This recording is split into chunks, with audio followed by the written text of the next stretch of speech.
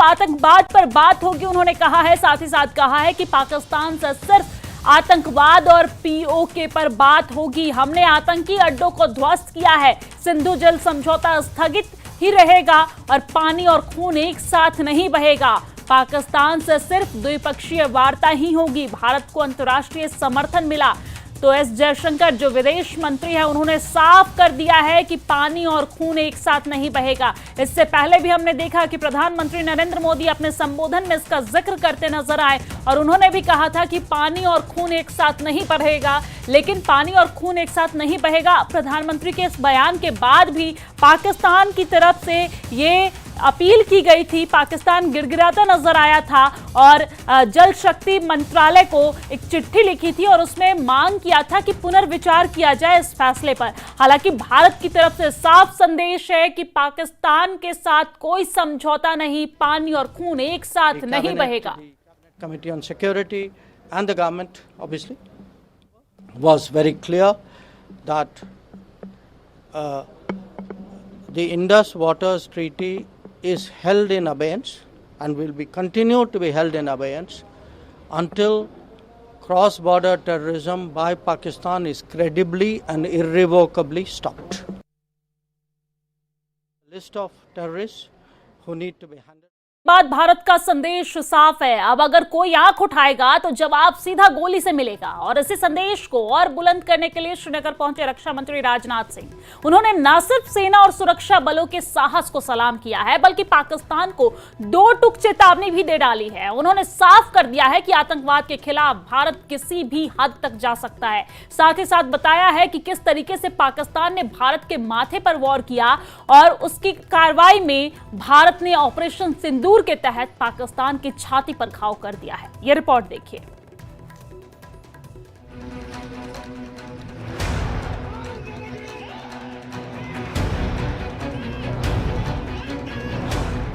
रक्षा मंत्री राजनाथ सिंह पहलगाम आतंकी हमला, भारत पाकिस्तान सीज फायर और ऑपरेशन सिंदूर के बाद पहली बार जम्मू कश्मीर पहुंचे। रक्षा मंत्री राजनाथ सिंह का यह दौरा रणनीतिक रूप से भी अहम माना जा रहा है। श्रीनगर पहुंचते ही रक्षा मंत्री ने सीधा बादामी बाग छावनी का रुख किया, जहां उन्होंने 15 कोर मुख्यालय में सेना के अधिकारियों के साथ सुरक्षा हालात पर गहन समीक्षा बैठक की और मौजूदा हालात, आतंकवादी रोधी अभियानों और सीमाओं पर तैनाती की जानकारी ली।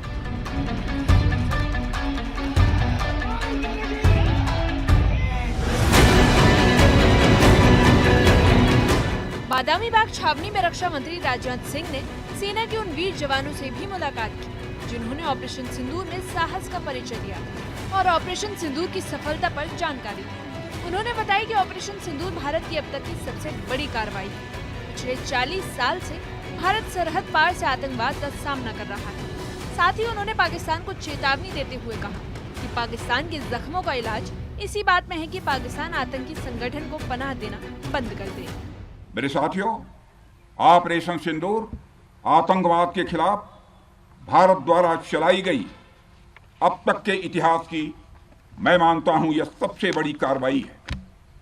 35-40 वर्षों से भारत सरहद पार से चलाए जा रही आतंकवाद का सामना कर रहा है। आज भारत ने पूरी दुनिया को यह साफ कर दिया है, यह स्पष्ट कर दिया है कि आतंकवाद के खिलाफ हम किसी भी हद तक जा सकते हैं। उन्होंने भारत के माथे पर वार किया, हमने उनकी छाती पर वार किया है और छाती पर घाव किया है। पाकिस्तान के जख्मों का इलाज इसी बात में है कि वह भारत विरोधी और आतंकवादी संगठनों को पनाह देना बंद करे और अपनी जमीन का इस्तेमाल भारत के खिलाफ किसी भी सूरत में न होने दे। रक्षा मंत्री राजनाथ सिंह ने श्रीनगर दौरे के दौरान सेना के जवानों और अधिकारियों को संबोधित करते हुए राष्ट्र कवि रामधारी सिंह दिनकर की प्रसिद्ध कविता परशुराम की प्रतीक्षा की पंक्तियां पढ़ी। उन्होंने इन काव्यात्मक पंक्तियों के माध्यम से देश, सेना और नेतृत्व के संकल्प का संदेश दिया। कविता पढ़ने के बाद उन्होंने जवानों को संबोधित करते हुए कहा कि ये समय तटस्थ रहने का नहीं, बल्कि देश की रक्षा और आतंकवाद के खिलाफ निर्णायक कार्रवाई का है। रुग्ण होना चाहता कोई नहीं, रुग्ण होना चाहता कोई नहीं, रोग लेकिन आ गया जब पास हो तिक्त औषधि कड़वी औषधि, तिक्त औषधि के सिवा उपचार क्या शमित होगा वह नहीं मिष्ठान्न से। यानी कोई बीमारी अगर लग जाए तो वह मिठाई से दूर नहीं होती है, उसके लिए कड़वी दवा ही काम करती है। इसलिए आतंकवाद जैसे रोग के लिए भी ऑपरेशन सिंदूर जैसी दवा की बड़ी जरूरत हो गई थी। सेना कैंट में राजनाथ सिंह ने जो कहा वो सिर्फ शब्द नहीं बल्कि एक चेतावनी थी। उन्होंने सीधा याद दिलाते हुए कहा कि पाकिस्तान ने पहले भी भारत को धोखा दिया है और आज भी भारत को धोखा दे रहा है। उन्होंने इतिहास के पन्ने पलटते हुए कहा कि अटल बिहारी वाजपेयी के समय पाकिस्तान ने इस्लामाबाद में घोषणा की कि पाकिस्तान की धरती से आतंकवाद नहीं भेजा जाएगा, लेकिन एक बार फिर पाकिस्तान ने भारत को धोखा दे दिया। लेकिन रक्षा मंत्री ने पाकिस्तान को दो टूक कहा कि पाकिस्तान को इसका खामियाजा भुगतना होगा। स्वर्गीय अटल बिहारी वाजपेयी जी के सामने इसी पाकिस्तान ने इस्लामाबाद में डिक्लेरेशन किया था कि अब उनकी धरती से आतंकवाद एक्सपोर्ट नहीं किया जाएगा, मगर पाकिस्तान ने भारत को धोखा दिया है, पाकिस्तान ने भारत को छला है और आज भी वह धोखा दे रहा है। इसका खामियाजा अब उसको भारी कीमत करके भुगतना पड़ा है और यह कीमत यदि आतंकवादी वारदातें चलती रही तो लगातार यह बढ़ने ही वाली है। हमारे प्रधानमंत्री श्री नरेंद्र मोदी जी ने दो टूक शब्दों में आतंकवाद के खिलाफ भारत की नीति को रीडिफाइन कर दिया है, इसे परिभाषित कर दिया है, जो यह कहती है कि हिंदुस्तान की सरजमी पर किया गया कोई भी आतंकी हमला एक एक्ट ऑफ वार माना जाएगा।